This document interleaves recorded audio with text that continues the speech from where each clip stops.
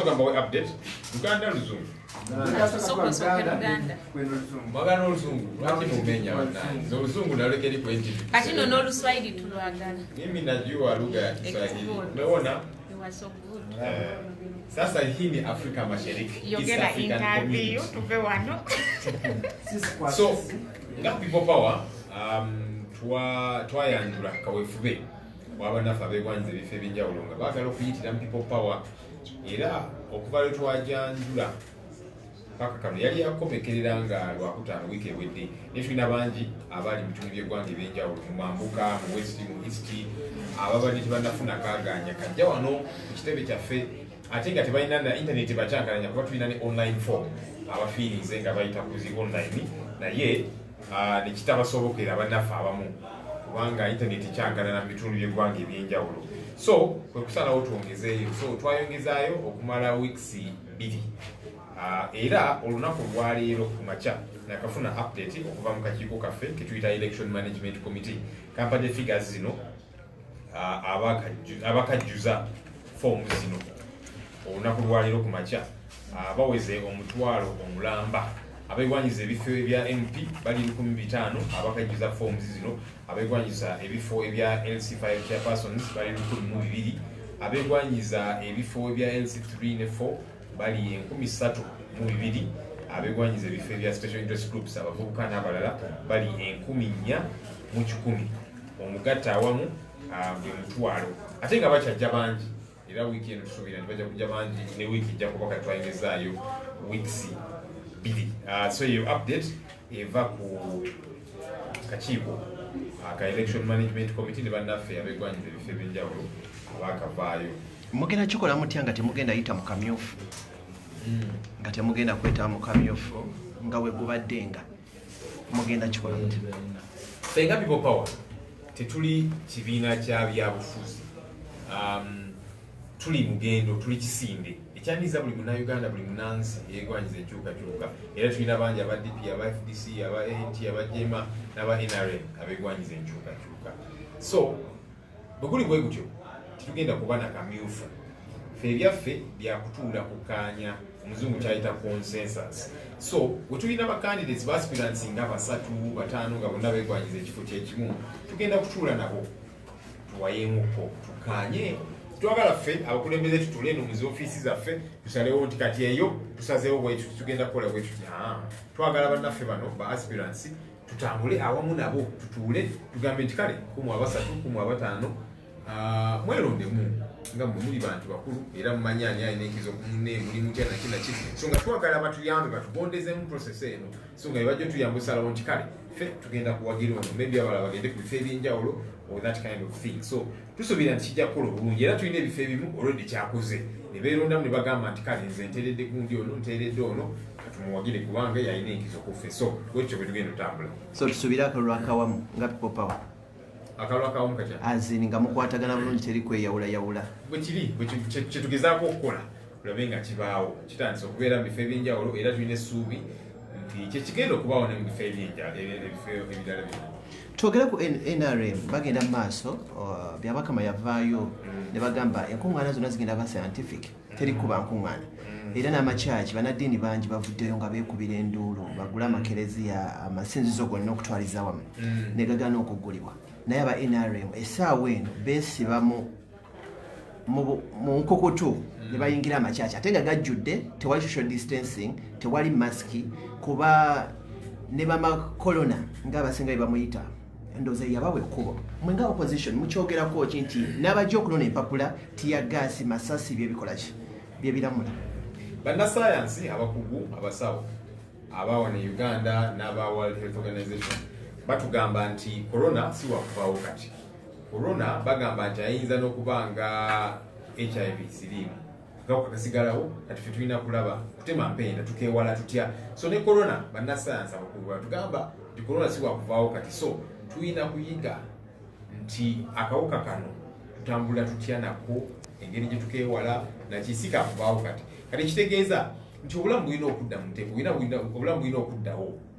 byonna ebibadde bigenda mu maaso naki mpolampola era ffe kyetuvudde twagamba nitugamba nti kati tutandikire ku masinzizo tugagule mpolampola, social distance, abantu banaabe engalo, sanitizer bazikozese, n'emizikiti nakyo gigulewo, amasomero mpolampola tugende nga tugulawo, ne political meetings nga tugulawo bwe tutyo nga bwe tumonitoring nga bwe tuobservinga. Gavumenti negamba biki nedda corona akyaliwo tetujja kukkiriza, naye n'abaasayininga ebiwandiiko ebyo ebiragiro ebyo bennyini bebatandise okubimenya. Jane Ruth Aceng, minisita w'ebyobulamu ate nga musawo mukugu, naye nebyasayininga naye wagenze mu field kuba yeegwanyiza ekifo erira naye agenza okulaba nga practically tebikola. Kati ffe kyetuze tubagamba ate nga bangi bazze nga bamenya ebiragiro bino byebateekawo bananakugwanya. Minisita Ombezi ow'e Kampala era ya mukyala omubaka ow'e naye ng'akuba enkuŋŋaana abantu bonna tewali ayambadde masiki naki nga bali awo. Ephraim Kamuntu Muzeeyi, minisita wa Justice and Constitutional Affairs, eyasayininga ebiragiro ebyetwala mu Parliament bitategeerekeka ebimenya n'amateeka naye kennyini yatandise okubimenya. Bagamba nti abagenze mu kyaki nga babuzaabuza bagenze kusaba kyaki no tebannazigula naye bali omwo bakuba nkuŋŋaana eza politics n'abalala Mike Mukula n'abalala. So ffe kituze tugamba gavumenti nti bw'etateekawo mitendere girina okugobererwa nti kale political meetings zibeerewo naye zibeerewo bwe ziti, sanitizers groups bwe ziti naki kuba kati ekyo kiyamba nti abantu ne bamanya kale tugenda kuŋŋaana naye tugenda kuyitirira mu mitendera gino. Naye bw'otateekawo mitendera egyo abantu bagenda kuŋŋaana ate nga tebagoberedde na bye balina kugoberera, kyekigenda okubaawo. So gavumenti erabire ku bannaabwe abali mu gavumenti nabo abagenza okulaba bagenda mu field nga balaba tekikolera ddala. Naye kino ekyokugamba nti bano baminisita abali mu gavumenti aba NRM bo bakkirizibwa kukola kye baagala okukola naye ffe opposition tetukkirizibwa, tetwagala Uganda erimu abaana n'ebyana. So gavumenti tugirabula bwebanga efaayo nnyo okulamu bw'abantu n'ebya korona n'ebigenda mu maaso, teekawo emitendera egirina okugobererwa nti abantu babeere bwe bati, sanitizing, engalo bazinaabe, tugube political meetings zaffe tuziteekewo naye nga tugoberedde emitendera egyo. Naye emitendera bwe kiba nga tegiriiwo, enkuŋŋaana nazo zigenda kubaawo nga tewali kigobereddwa. Kati gavumenti bwe bigamba nti efaayo nnyo ku corona bwetyo bw'erina okukola, otherwise kino ekyokugamba nti abalina bo bazikube ab'opposition tebakkirizibwa tekikola kikyamu. Ate kyovudde olaba ne bannayuganda gye bali bonna batandise ozikuba enkuŋŋaana batambula kubanga practically kiba tekikola. Ate n'akalulu ke tugenda mufe nga popa watuze nga tugamba tugenda mu kalulu ssemateeka yaffe keyogerako, si bino simanya scientific oba bijjawa tebiriiyo. So tetugamba nti tufaayo ku bulamu bw'abantu, ffenno tufaayo n'okusinga gavumenti kuba kati yo okumanyanga yesuulidde gwa nagamba negamba meeting tetujja zikkiriza kubanga korona ajja kusaasaana, naye ate bo kennyini abataddewo ebiragiro bino ne bazikuba enkuŋŋaana. Kati ffe abafu ku bulamu bw'abantu tugamba nedda enkuŋŋaana tuzikkirize naye tuteekewo emitendera nti kati abantu batule bwe bati banaabe engalo, sanitizers n'ebirala. Ogenze n'ayogera ku nsonga y'abaana n'ebyana mu kaseera kano ishu eriwo y'eyaba arcade okubanga bagenda mu maaso n'okulwanagana ne poliisi. Minisita ow'ebyobusuubuzi wajja ng'agamba mugende mu maaso n'okugulawo, oli wajja ng'agamba nedda, gavumenti egamba nedda. Abaffe ekintu ekyo kyogerako ki? Arcade zigaanye okugulawo ate omujjuzo okugenda mu maaso n'okweyongera mu kibuga Kampala, reason being nti oliwo omugaana okugulawo abeera ku lubalaza wakiri kasitoma amulindirawo ku lubalaza. Tutangaze mu nsonga kyobudula waffe tugamba nti wabeerewo emitendera kubanga bannansi tebagenda kufiira mu mayumba gaabwe enjala, tebagenda kubeera eyo bwavu bati nedda bajja genda bakole naki. Kati bwe tutaddewo mitendera, standard operating procedures nga bwe tuzita mu luzungu, abantu bajja genda bakole bwe kye baagala, naye oba ozitaddewo ziyamba. Kati kyovudde olaba ogenda mu kikuubo wajjudde wonna akubyeko, ogenda mu zipaaka wawawa wonna wajjudde. So ffe kye tuba tugamba nti tutandike okuggulawo. Gavumenti ebanimba bwe bagamba nti kati abantu 40 bayinza okutuula mu baasi nga bagenda katugambe Kisoro oba Arua, amadirisa gonna magali. Mu baasi omwo bamazeemu essaawa 10 oba 11 nga bali mu baasi bonna beggalidde omwo, abantu 40 bonna basize omwo naki. Naye n'ogamba nti boda yo tekkirizibwa, ate nga boda open roof, empewo bayitako naki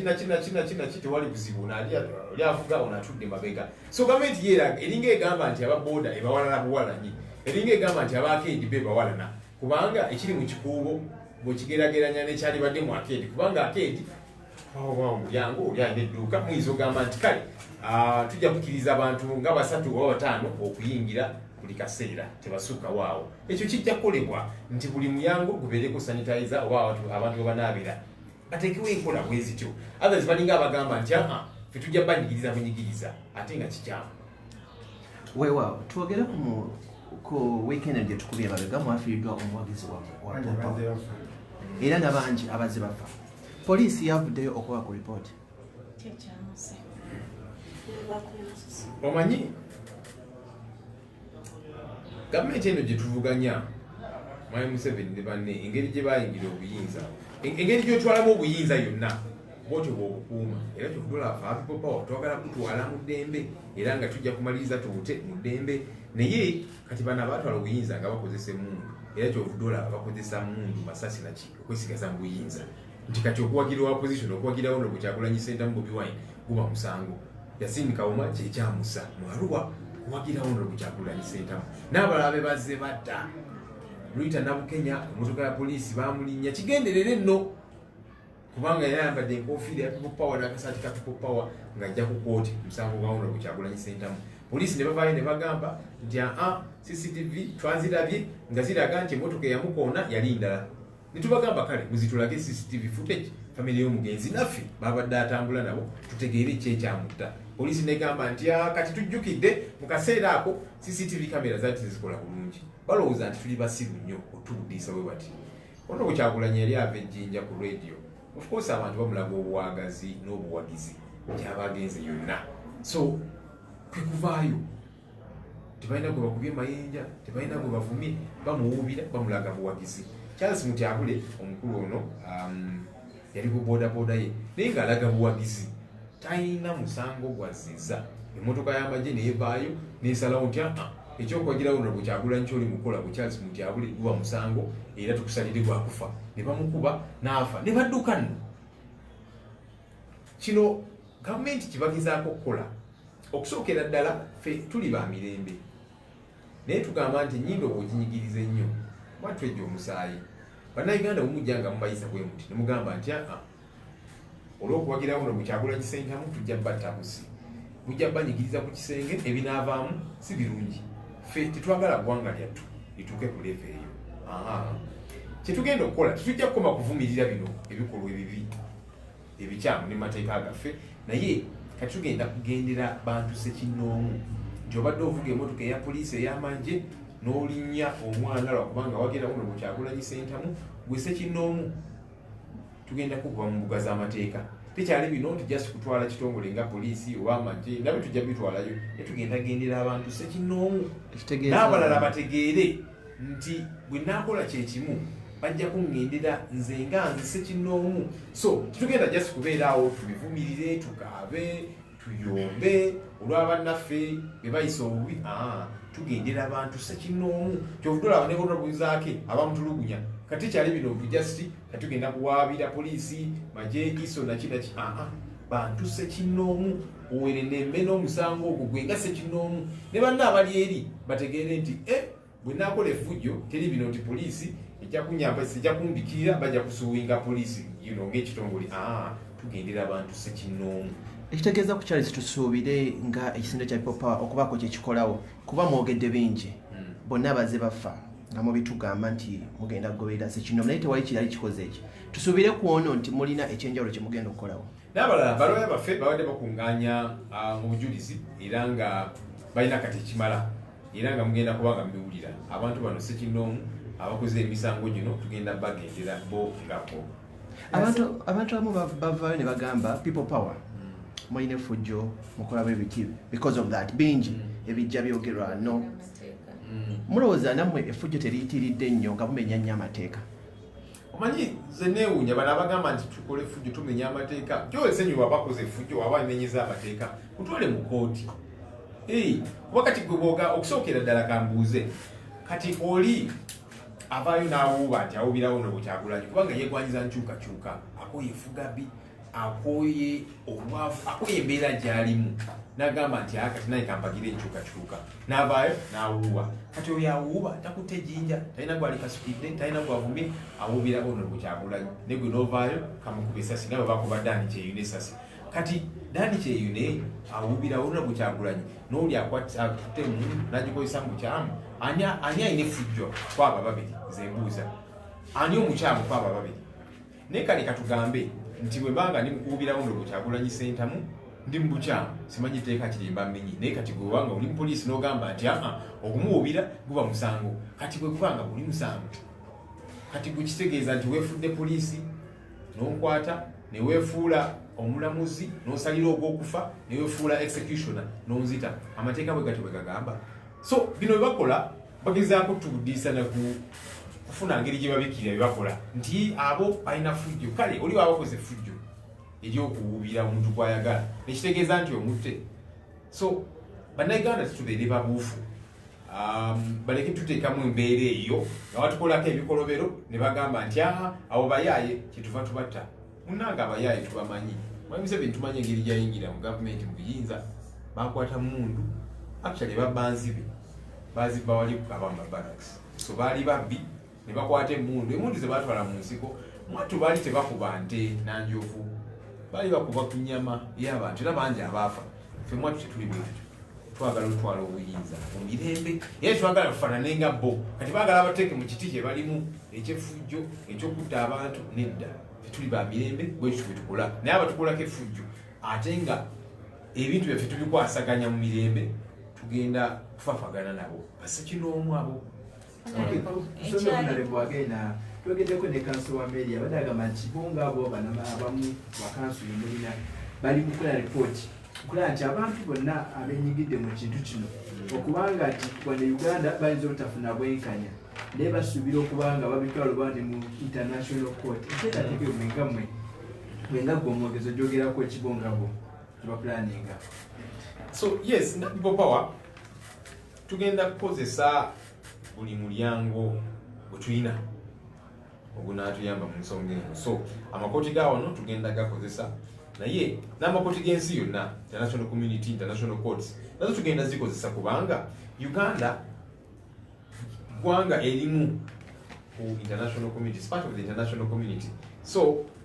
nga kikakatako international community okulondoola ebigenda maaso wano ku Uganda so okugendayo oluusi tayanimpulira president waffe Museveni ng'agamba abo bagenda eri mu bazungu naki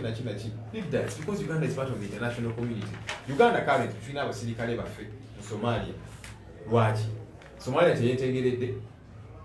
tulina n'ebitundu ebyawala Sudan n'awalala lwaki kubanga ekigenda maaso mu Somalia mu Sudani ne mu Congo kitukakatako so naffe bannaffe bala tubagamba nti ekigenda maaso wano kibakakatako gavumenti eno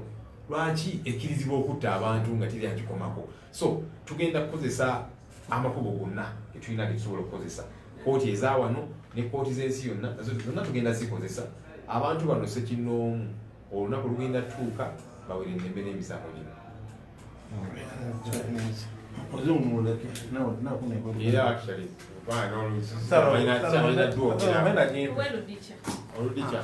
mubaka kiwabana abatwala essaawa zino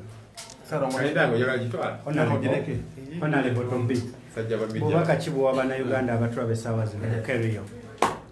bannaffe abali eyo tubagumya musigale nga muli bagumu ffe kyetuliko kyakukyusa ggwanga lyattu ate nga mwattu tugenda kikola nga tuyita mu mateeka ate mu mirembe so abavuka abali eyo tusigaze discipline omanyi bano abannaffe bali mu gavumenti baagala otuteeka mu koona batukoleko effujjo naffe tubakoleko effujjo bagambe anti bano bafujjo fe tusigaze ekifaananyi kiri nga tubalaga nti fe tuli bampisa naye ate tetukkiriza tunyigiriza nakumenya mateeka ng'abannaffe bano bakola ate n'abavubuka nja bajjukiza nti obululu bw'abavubuka bukuba kooti nominations zitandika nga 27 paka nga 27 omwezi paka nga 5 omwezi ogujja Agusto so nga tubagamba nti abavubuka muveeyo abavubuka muveeyo mwesimbewo kubanga twagala tukyuse obukulembeze twagala kukyusa abapulezidenti bokka waawo nabwo tubwagala kyetuva tusindikayo nabwe Kyagulanyi Ssentamu naye n'ebifo bino ebirala byonna twagala tusindikeyo abantu abanaasobola okukwasaganya obukulembeze mu ngeri entuufu abanaaweereza abantu abanaabeera okusaidia abantu kubanga bw'ofuna obukulembeze obukyamu n'ofuna abantu nga bo beeyagaliza nga bo tetujja okubeera nakyo kino ekigenda mu maaso naye twagala tuteekewo obukulembeze obugenda okuweereza abantu ku levels zonna so abavubuka muveeyo mwetabe mu kalulu kano akabindabinda nga twagala councils zonna tuteekeko abakulembeze abagenda okuweereza abavubuka abakulembeze 9 ku buli kyalo kuva ku chairman vice secretary for finance women n'abalala byonna ebifo ebyo tubijjuze mwebale nnyo mwebale ddala tweyanza badde nyina kakatambala kati ondodde ku mpewo nga bwenyamba tukwaniriza gona akyatula ku Kerio TV mu kiseera kino twegatiddwako omukyala Ajati Aisha Kabanda Ajati Aisha Kabanda tusanisa okulaba oli butereevu ku Kerio TV yeah. Njagadde oyogera ki ku mbeera eri mu ggwanga naddala ey'ettemu nga ate ebitongole bikuumaddembe bigenda maaso n'okukola ekintu ekyo bannake Area TV nsanyusa okubalaba mwebale tuwanga obudde bwammwe ekisooka kya buswavu nnyo eri NRM abeewaananga nga bwe bali abantu abawa ekitiibwa eddoboozi ly'omuntu wa bulijjo eddembe ly'obuntu ne beewaana okubanga olwaleero bebatta abantu in cold blood abantu abatana kye babakoze abali ku byabwe abatalina kaso tebalina kasaale tebalina kyebalina ne babatta buswavu bwerere kiragira ddala nti omugaso gwa NRM gwaggwayo kubanga kyebalina kikulu kyali kimu kwe kuwa ekitiibwa ak'obuntu nti they won't take people's lives anyhow naye babanga n'ekyo tebakyakisobola kikola their usefulness expired okutulekawo baluddewo bandibadde basibamu ebyanguwa ne bagenda lwaka kikuwa bannayuganda nga mukama waffe bwatugamba buli lunaku twebereremu eddembe tebasobola kulitubwa buwi abasajja bebawulya bagamba nti tebajja kugenda bajjira ddala baagala babeerewo omukulu ate n'omulala n'olwekyo temulowooza nti obukulembeze tujja bufuna on a silver platter tuteeka kubulwanirira n'amaanyi gonna kulaga abasajja bano abatufutubaddeko tetuli beeteefuteefu kwongera kubagumiikiriza nti tubakooye era twagala basibemu ebyabwe ekyo okukituukako nabo bate tuteeka kumala kubateekako ku kazito waliwo ekigambo kye tula okwogera nti teri kuzikiza buli ekituukako konna kitutuukako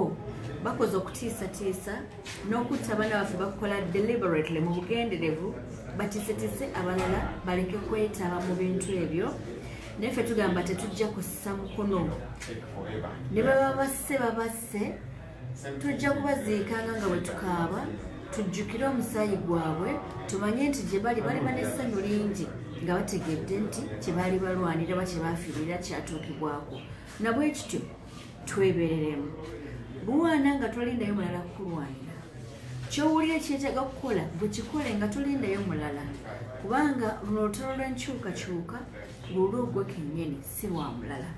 weerwaneko mu ngeriyo nga buffe bwe tuyambako okugatta amaanyi g'abo abalwana buli ssekinnoomu okufunamu omuzinzi ogwawamu bwe tukikwasaganyisa awamu tusobolera ddala okukiggusa otulina bubaka bwa bannabutambala abatambala mumanyi ensonga zaffe tezinaggwa obulyazamwanya obwakola obutambala tulowooza nti kuno tugenda kubutaggulula kizibu ekyawuliwo luli tuyinza okuba nga ebikonde twali tubirwanira mu points kati olwokuba tumanyi nti betulwana nabo bali free abasala omupiira si benkanya twagala kuba knockout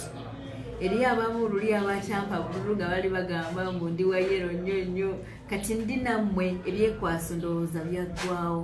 bwe tuba nga tubadde n'omubaka wa palamenti ng'amaze emyaka 5 nga talina kyayogedde mu palamenti n'ekimu kijja kuba kya nsonyi nnyo okuwulira nti afunyeyo okufuna akalulu gw'ate awooyo akalulu atasobodde kuteesa oba omuwakaaki nkimanyi bulungi nti eri ebyekwaso simanyi bajja batulimbalimba NRA bwe babribinga ne bawaayo obusente ne bajja bagula obuntuntu ku byalo ebyo masowaani busepiki biki n'atali mubaka wa paalamenti byasobola okubikola fewaffe butambala tubadde ne Haji Nassan Lubega ono yakafa yali mukulu wa Kabojja eyasalawo eggombolola ddamba n'agulira abaana obwogi basobola okunywa obwogi teri mukulembeze nabwe kityo omuntu omulala yina n'ebitongole bino ebyannakyewa bisobola okukola emirimu egyo egy'abantu ba bulijjo naye kye batasobola kukola okutwala eddoboozi lyo mu lukiiko lw'eggwanga omuntu yekka asobola okutwala eddoboozi mu lukiiko lw'eggwanga yeyo gwobalonzemu omubaka wa paalamenti kati okujja oli n'akulimbalimba ku bunyweebwanyeebwa obwo kiba kifaanaganako ng'oyo akutabulira ebinzaali mu mazzi n'agamba nti akufumbidde enva kubanga ebinzaali ziba spices wabula tezibeeramu nabwe ekyo ensonga zaffe kakasa tujja ziggusa nga mukama atuwadde obulamu ndi wamu nammwe tweyanzege abatugoberera oyo abadde Ajati Aisha Kabanda ate munzikirize embeere nga mbasiibulira wano tukyaleeta ebyokya bingi